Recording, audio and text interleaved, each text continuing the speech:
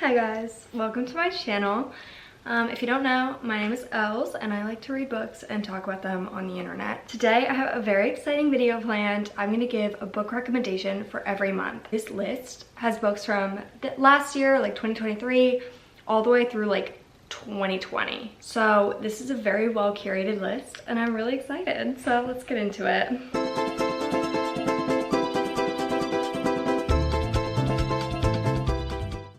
For January, I would recommend Addicted to You. This is a series, and so I feel like it's perfect for the first month of the year.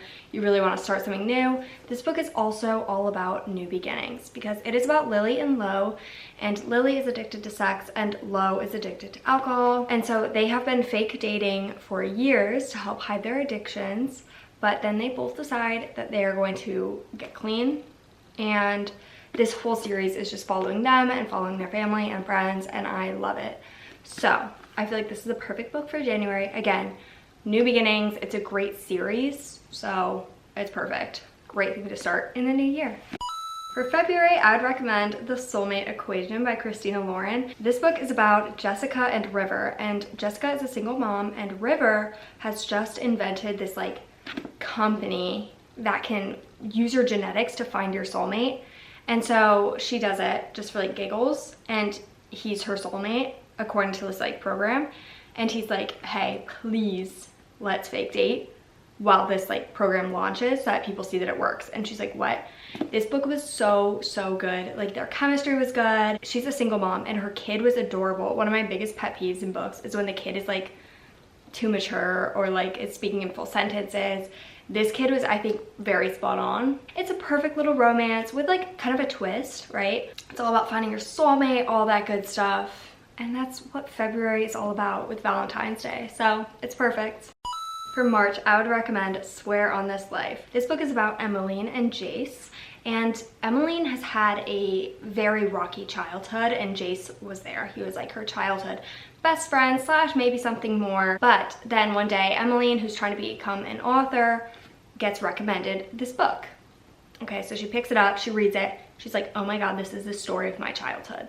There's only one person who could have written this, Jace. And so this book is so cool. It's like a dual timeline because it's like the book and then it flips to like her reading the book and her reaction. And this is the perfect book for March because I feel like it'd be great for a spring break read. Like it's a perfect beach read, but it's not too heavy on the mind. Like it's not too much to process, but it's also not like complete mind candy, I'd say. And so it's good for like when you're off of school and you want a break, but you still want to like be engaged.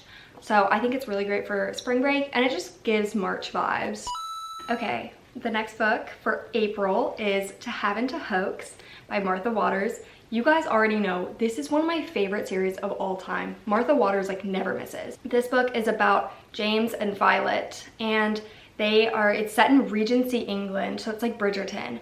And it is so much fun. They're married, but something in their past caused them to break up. And so now she's trying to get his attention, but he like knows she's faking. And so it's just like a lot of like pranks and mind games. It's very silly, but I feel like this is just such a springtime read. Like this is so April. Like it gives Easter, it gives like Bridgerton. I don't know how to explain it, but it just makes so much sense in my head. For May is Godparent Trap. This book is about Rip and Colby, and they used to date, but then they broke up, okay? But they had a lot of mutual friends, and two of those mutual friends were married and had kids and made these two their godparents. All great, and that was when they were still together. But then they broke up, but then the parents of those kids died. And so now Rip and Colby have to like come together to take care of these children. This book is so good. It's like a second chance, forced proximity. And it just, something about it, again, this is another very springtimey read. It's all about like new beginnings. Okay. For June, I would recommend All Downhill with You. This book is so cute. It is set at like a theme park, okay, called the Honeywood Fun Park. And it's kind of like if Winnie the Pooh had a theme park, which is so cute and fun. And so this book is about Emerson and Lorelai loves Honeywood. She works there. She adores it. Except she got hurt very seriously on a roller coaster, and so she is like, I'm gonna sue the manufacturers of this roller coaster. And so they send a representative, that company, and it is Emerson. And so it's him trying to figure out what went wrong with the ride while she's like very mad at him. So it's like an enemies to lovers. It's so cute and so summery. Like, this is a perfect June read. For July, I'm thinking something a little more patriotic. So Red, White, and Royal Blue. This book is very, very popular. I feel like it definitely blew up a lot when they introduced the Amazon Prime TV show, I think. I think it's on Prime. Don't quote me on that.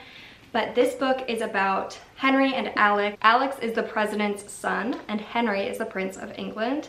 And so they kind of like don't like each other. They have kind of just this little rift between them. But then something happens, like there was a big incident, and the PR teams from both their families are like, look, you guys need to become friends. So they start to hang out, and they quickly realize that they like each other a lot. This book is so cute and fun and adorable, and it's perfect for July because it's patriotic. So, highly recommend. My next book recommendation for August is Last Summer at the Golden Hotel. This book is about this hotel that's in the Catskills that was built, I believe, in the 20s, and it was so popular. Like, families would go for entire summers. It was like a summer camp, but for the whole family. And it was started by two families. So this summer, they're all getting together, and they find out that it's their last summer because the hotel is not doing very well. And so they have to decide if they want to sell it, demolish it, or try very, very hard to salvage it. And so this follows the two families that have grown up together and their kind of decision-making process.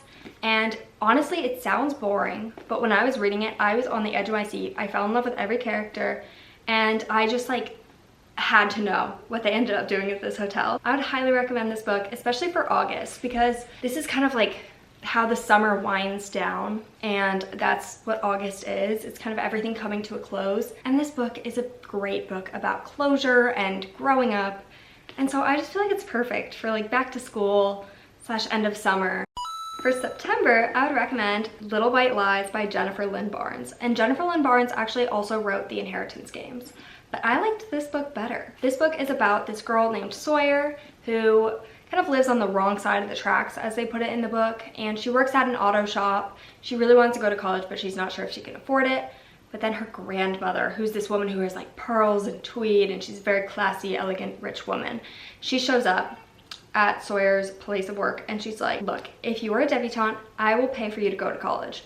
Sawyer's like, I don't want to do that, but I do want to go to college, so yes. Oh my gosh, this book was so fun, and I feel like it's perfect for September because it's a light and fun read that keeps you on your toes, but at that point you're balancing school, so you don't want something too dense or difficult to read, and this book is so fun. And just the perfect book to like pick up and read and put back down. There's like mystery, there's like a treasure hunt aspect, and she's like unveiling things from the past, and it is so cool. And if you liked The Summer I Turned Pretty and the whole debutante aspect of that, highly recommend this one. Okay, now on to October. I'd recommend The Ex-Hex. This book is about Vivian and Rhys, and Vivian is a witch, and I think so is Rhys. I don't know if they call him like a wizard, warlock, I don't know. It's been actually a while since I read this, but I loved it, okay? So Vivian and Rhys used to date, but then they broke up, and Vivian was mad, and so she cursed him. She put a curse on him, but it backfired very badly.